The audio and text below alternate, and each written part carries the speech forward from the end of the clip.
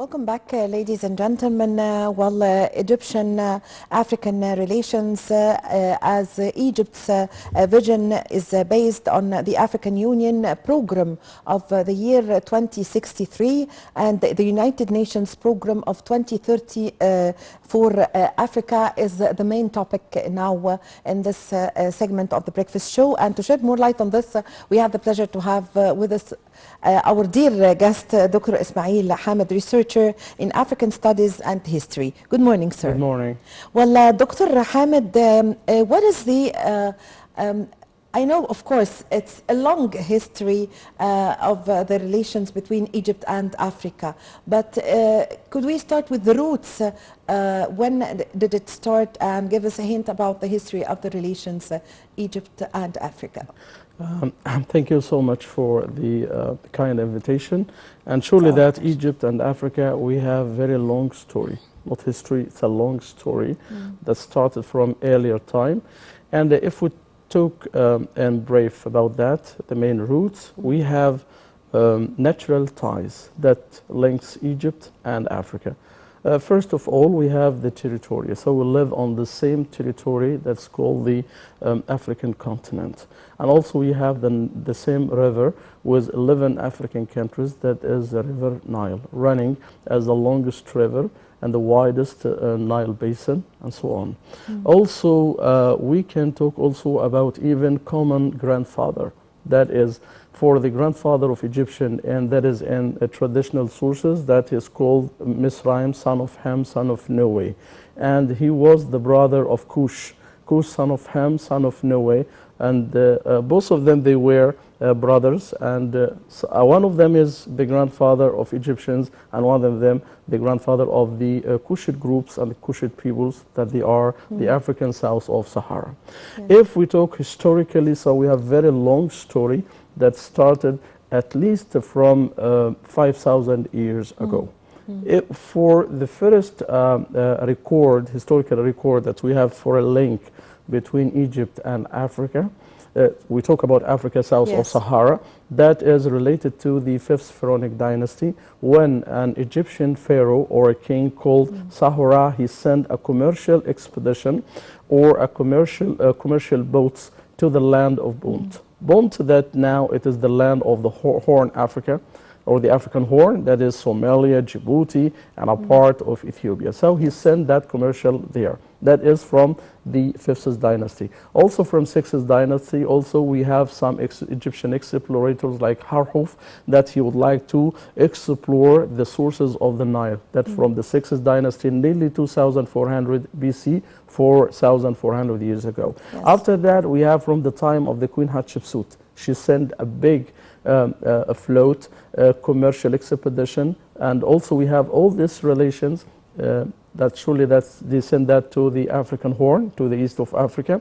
We have all this record of the Queen Hatshepsut, okay, during the 18th dynasty on the walls of its famous temple in Deir al-Bahari in Luxor. We have that old story about the commercial goods and the merchandise that came from this African part. And then with the very long story during the old time that we have this, and then we come to the Islamic time. We have also very long story with that, with modern times, so we can talk with details about that after this. But also a very important part of that story, the three religions, okay, celestial religions that they were spreading in Africa by the land of Egypt. From Judaism itself, that started with Moses, was Egyptian, and that also that they went there for them as the first monotheist religion. Christianity with Egyptian church, especially was San Mark, and that story spreading to go there to the heart of Africa. Islam also was spreading also from the land of Egypt. Lots of stories that we have as a common between Egypt and Africa. Yes, so Dr. Hamid, there are several things that connect Egypt with Africa. through the history. Yes. Like, for example, there are several monuments that extends from Egypt in Upper Egypt until in Sudan and in several yes. countries inside Africa, and especially we can also add the most important factor, which is the River Nile that connects 11 African countries in the Nile basin since long ago, of course, with Egypt and Sudan as the downstream countries. Yes. So, as a natural link, that is the Nile. The appearance of the Nile in history about 40 million years ago. 40 million years ago, we have a link between Egypt and the heart of Africa. River Nile, as we know that, it is the longest river of the world. That's 6,700 kilometers long and came from the two main sources, as we know, Ethiopian source by what we call it the Blue Nile, and from the equatorial lake of Victoria, as we call it as the White Nile. And then the Nile is running in 11 African countries. The farthest part that start the Nile, that is Congo, Rwanda, Burundi, Tanzania, Kenya, Uganda, Eritrea, Ethiopia, South Sudan, North Sudan, and then Egypt. Imagine that spreading basin of the Nile between all these African countries, so we have the same water that we drink from the same source. So the Nile is very important for Egypt and for Africans. So when the Greek historian Herodot came to Egypt in 445 BC, and he saw the Nile and he knew lots of things about the value of the Nile, he called Egypt as the gift of the Nile. So for that also related the Nile was Egyptian history, so we call it the Nile Valley civilization, or the history of the Nile Valley. So it's very important with the link between Egypt and Africa by the Nile across the history till our time. Yes, yes. So Dr. Hamid, also when President Abdel Fattah al-Sisi was the president of the African Union, he knew very much the importance of Africa to Egypt, and since then Egypt was back to Africa and Africa was back to Egypt. So give us a hint about this, please. Yes, so in modern times, so the relation between Egypt and Africa had mainly three phases. First phase, it was with the revolution 1952, so we know what President Nasser, he made with Africa as supporting all the independence movements in Africa, and to have their independence from the European and Occidental imperialism, and also to help them also to keep their identity and their culture and lots of things, and also even to broadcast also channels with African languages and lots of things that Egypt made at this time. So it was a great link between Egypt and Africa that arrives till a limit that an African president on the time of President Nasser, he is Kwame Nkrumah, that he was the president of Ghana. He married an Egyptian wife, Fathia Nkrumah. So that was the apogee and the peak of the link between Egypt and Africa during this period. After that, we have the period during the times of the year 1960, 1970, especially with the aggression of Israel in Egypt, 67, and then also the victory of Egypt after that. So Egypt was a little bit busy of its interior, interested that also to get back its land from the occupation and so on. So that was not very strong.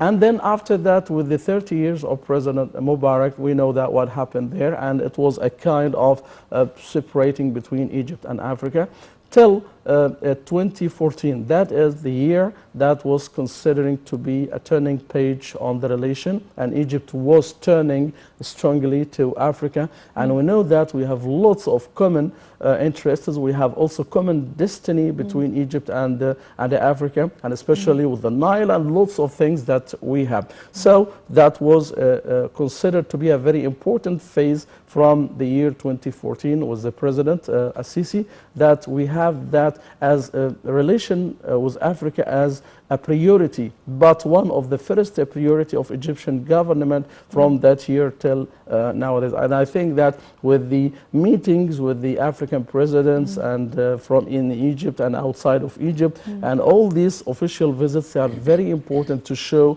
that how Africa nowadays is a priority for Egyptian policy. Yes.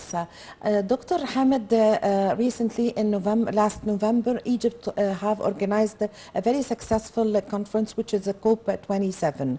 So with Africa, the least responsible for affecting the climate Yes. in the whole world, the least responsible.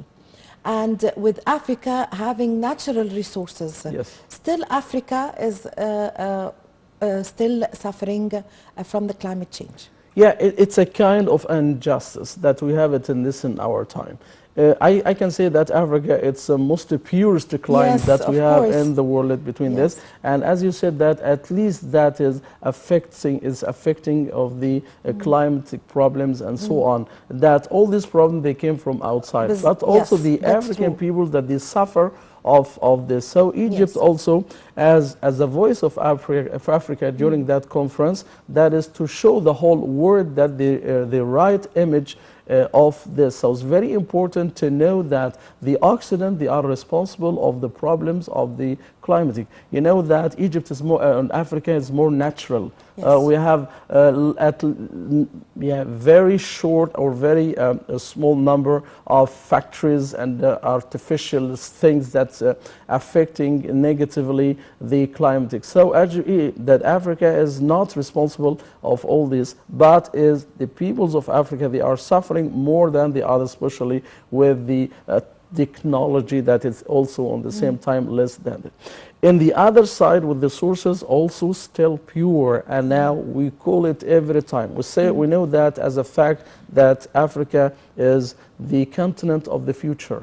Yes. So lots of universal powers and big powers in the world that they look for Africa and how to exploit it. They exploit it during the imperial time, especially that started from the year 1960 or before 1960. You know that, so they know the value of Africa and the sources that it has, so exploited so much. And even after the independence, also we can see their intervention in the African affairs, also to get more exploitation of the African sources. So for this time, we need more unite between the all African countries, okay, and to know our common interests, and also for not to be every time surrendered by the Occidental exploitation and also their politics that is mainly against the African interests. Very important to be more united and also to avoid all this intervention that is very negative for the African peoples. Yes. So, Dr. Hamid, when President Abdel Fattah al-Sisi was the President of the African Union, he said concerning the trade and investment in Africa, he said that the future of trade in the world is going to be in Africa.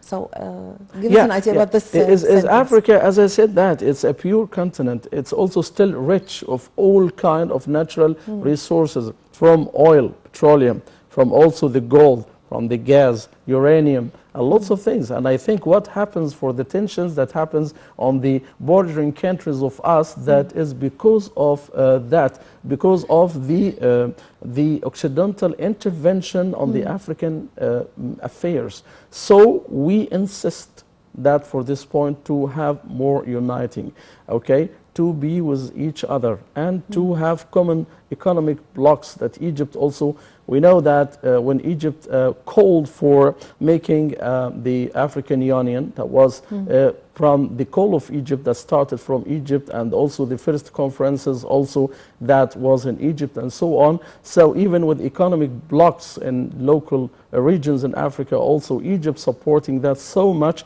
We need this, very important, that's to be the common sources of the African peoples, to be the Africans themselves, not to be for other countries from outside. Yes. So, Dr. Hamid, concerning Egypt's vision, which is based on African Union program of the year 2063.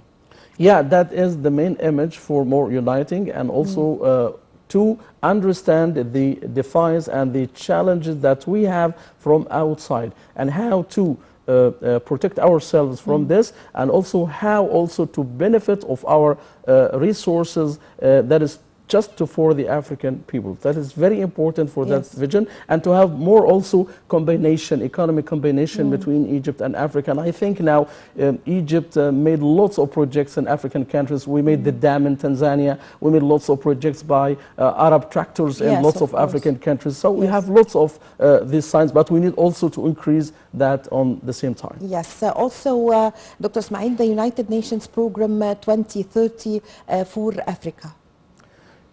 United Nations, you know, the vision is different. United Nations also, it's not ideal for us. Surely that what made United Nations, and also what about the programs of United Nations behind that, that is the Occident and United States. You know, it's a little bit different of Yes. the local vision of Egypt. So I think the Egyptian vision, it's more united with African people. I thank you very much for your time. Thank you and so thank much. you for your valuable information. Dr. Ismail Hamid, researcher in African Studies and History. Thank you very so much. much. Thank I you. really had the honor to have Thank you with so us much. today. I'm Thank very you so happy. much. Appreciate it. Thank you.